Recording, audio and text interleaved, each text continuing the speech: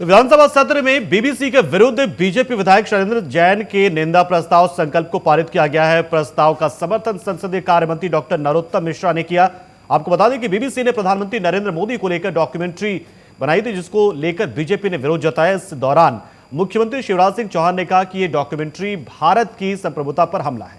इसका मकसद भारत के संविधान को कमजोर करना है। उन्होंने कहा कि भारत को बदनाम करने का बीबीसी ने जो प्रयास किया है उसके खिलाफ कार्रवाई हुई।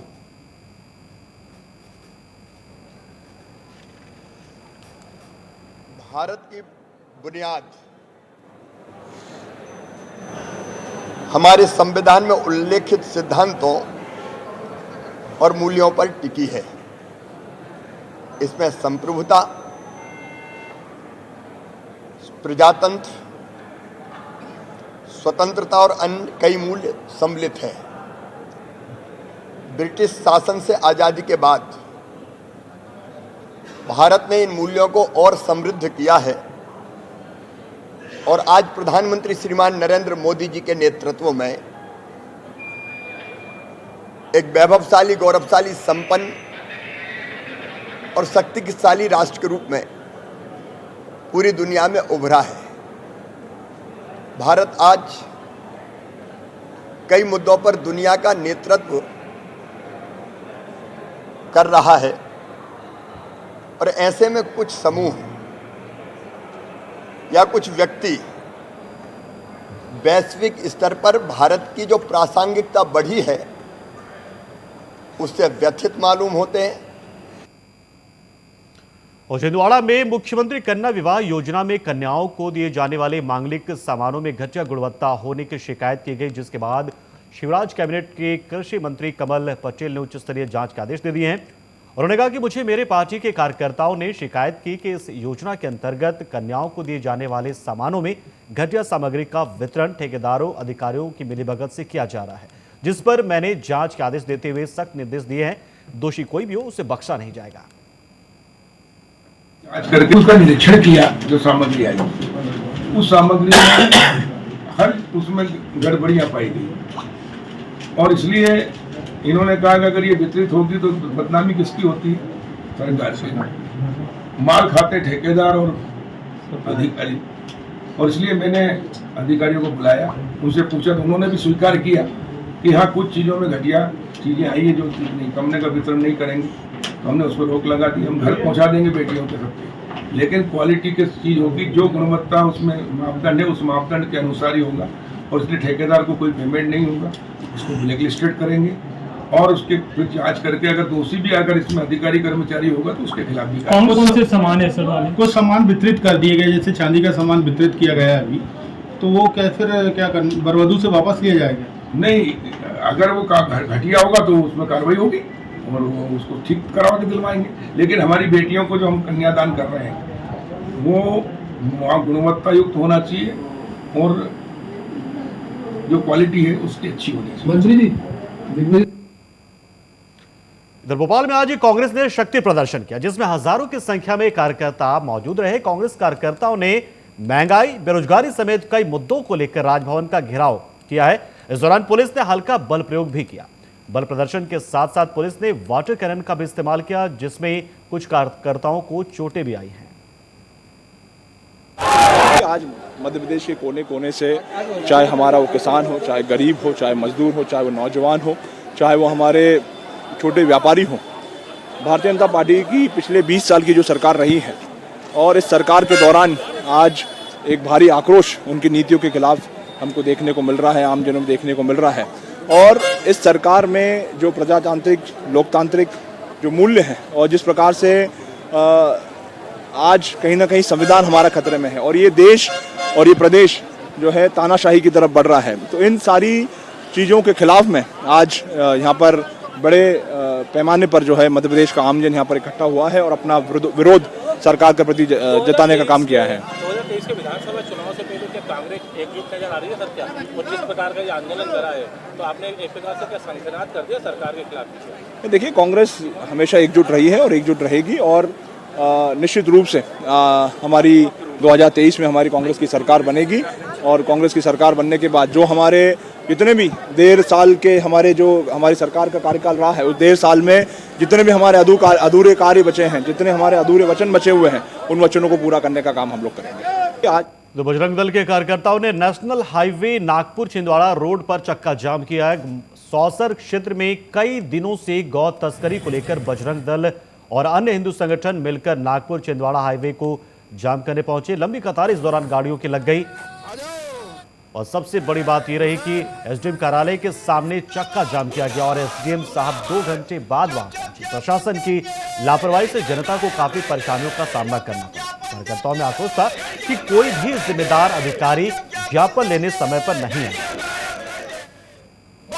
माफिया है, दारू वाले माफिया है, ये उनको संरक्षण देते हैं। ये कैसे हिंदू है? यहाँ पर रोज गौ तस्करी होने के बाद भी प्रशासन जागरूक नहीं हुआ है। प्रशासन भी इस गौ तस्करी में लिप्त है और इसका विरोध करने के लिए हमने ज्ञापन देने की बात कही है एडीएम साहब को, और एडीएम साहब यहाँ आकर हमारा 2 मिनट आके ज्ञापन नहीं ले रहे हैं। ये प्रशासन की कायरता है। जनता की आवाज सुनने के लिए प्रशासन उनका अपना संज्ञान नहीं ले रहा है। हमारी क्या गलती है? हम गौ तस्करी रोकने के लिए जो ज्ञापन दे रहे हैं उस ज्ञापन को एडीएम ने आके लेना चाहिए, हमसे बात करनी चाहिए। 5 वर्षों से गौ तस्करी हो रही है, आप लोग आंदोलन कर रहे हैं, आपने गाड़ियां पकड़ी है, फिर भी कोई कार्रवाई नहीं हो रही। क्या लगता है आपको इसमें नेता प्रशासन लिप्त है? भी शामिल है? बिल्कुल प्रशासन शामिल है, यहाँ के नेता शामिल है, यहाँ के जो माफिया है, रेत माफिया, दारू माफिया, ये इस गौ तस्करी में शामिल है। अगर ये खत्म नहीं होता तो आप आगे हम आंदोलन करेंगे, हम लड़ाई लड़ेंगे, हर बार की लड़ाई लड़ेंगे, चाहे हमारी जान चली जाए। गौ माता के लिए हमारी जान भी चली जाती है, हम पीछे नहीं हटेंगे। हमने कसम खाई है इस तहसील में गौ तस्करी बंद करने की। जबकि हम तो अच्छा काम कर रहे हैं, हमारी सनातन धर्म की माँ के लिए हम बार बार प्रशासन के नतमस्तक हो रहे हैं। प्रशासन के सामने जो हमारा काम नहीं होते हुए भी हम कर रहे हैं। अब भोलेनाथ की प्रेरणा मिली है, भोलेनाथ के प्रेरणा से जहाँ स्वयंभू हमारे अर्धनारेश्वर महाराज है, उनके मोगा हवेली में स्वयं उनकी ही नंदी, उनकी महाराज नंदी महाराज सवारी, हम उनका क्रय विक्रय ऐसी जो भी वहाँ पे समस्या है बैल बाजार के माध्यम से, वो हमारे पास प्रमाण के साथ है कि वहाँ बैल बाजार सवारी और मोगा सिर्फ और सिर्फ गौ तस्करी का ही माध्यम है। हमारा उद्देश्य रहेगा कि हम ये जड़ को उखाड़कर ये पूरी समस्याएं खत्म करेंगे। इसमें सभी का सहयोग और सभी का वहाँ पे उपस्थित होना हमारे लिए बहुत जरूरी है और हम हमारे सनातन धर्म की माँ के लिए, गौ माता के लिए कर रहे हैं। सभी गौ भक्तों को 7 दिन के अगर ये हमारा प्रशासनिक रिप्लाई हमारा अगर पॉजिटिव नहीं आता है, हमारे पक्ष में नहीं आता है, हमारी मांगे अगर पूर्ण नहीं करता है, तो हमें हजारों की संख्या में श्री अर्धनारेश्वर ज्योतिर्लिंग के चरणों में हमको नतमस्तक होकर वहाँ उग्र आंदोलन करना है। और यह प्रशासन को हम चेतावनी स्वरूप हमको इनको जानकारी दे रहे। सभी यहाँ पधारे गौ भक्तों का मैं तहे दिल से, हृदय से आभार प्रदर्शन करता हूँ, धन्यवाद व्यक्त करता हूँ।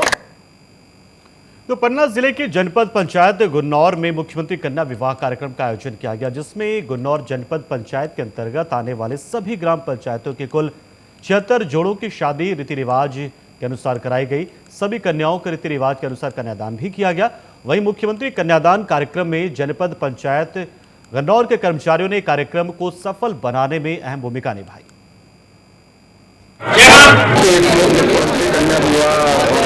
सम्मेलन में हमारे कुल 76 जोड़े उपस्थित हैं, जिसमें से वो मुस्लिम समाज के न्याय थी, बाकी सब हिंदू विवाह के अनुसार विधि विधान से शादी संपन्न की गई।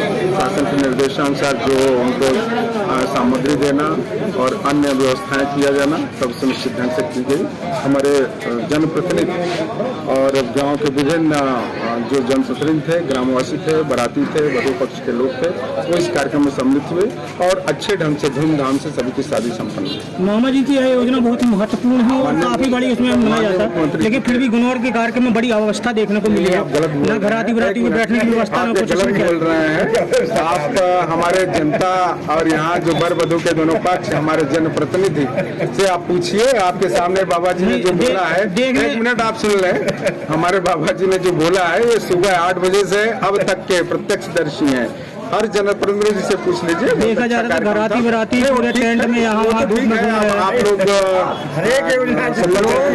लेकिन जो हम लोगों की तरफ से कार्यक्रम था, 100% जितना अपन कोशिश हो सकती है उतने ढंग से अच्छे ढंग से इसको करने की कोशिश की गई। बहुत ही अच्छा कार्यक्रम रहा। 74 जोड़े इस जनपद क्षेत्र में सम्मिलित हुए और सबसे विशेष बात तो ये रही कि 2 मुस्लिम समाज की बच्चियां थीं, उनका भी निकाह कराने का काम सरकार ने यहाँ पे किया है, जो माननीय मुख्यमंत्री शिवराज सिंह जी चौहान धन्यवाद के पात्र हैं। मोहम्मद कौंकी जी की इतनी महत्वपूर्ण योजना है, लेकिन देखा जा रहा है गुनोर जनपद के अंतर्गत जो विवाह संपन्न हो रहे हैं तो काफ़ी छोटी जगह में और व्यवस्थाओं के बीच हो रहे हैं। इसमें व्यवस्थाएं देखिए पूरी थी, लेकिन होता क्या है कि अब जो बाराती आ रहे हैं अब उनकी सूची हमें नहीं मिल पाई। आना चाहिए 10, आ गए 25, अब 25 आ जाए 30 आ जाए, हम तो स्वागत करने के लिए बैठे हैं। उत्साह का वातावरण था। उत्साह के वातावरण के साथ में जो अच्छी चीजें देखने मिली कि बच्चियों में एक खुशी की लहर थी और कई बच्चियों से तो हमने ये भी सुना, उन्होंने हमें बताया कि 1000 रुपये हम लोगों को तो लाडली बहना योजना के भी मिलेंगे। तो ये उत्साह का वातावरण था जो हमें आज इस कार्यक्रम में देखने को मिला।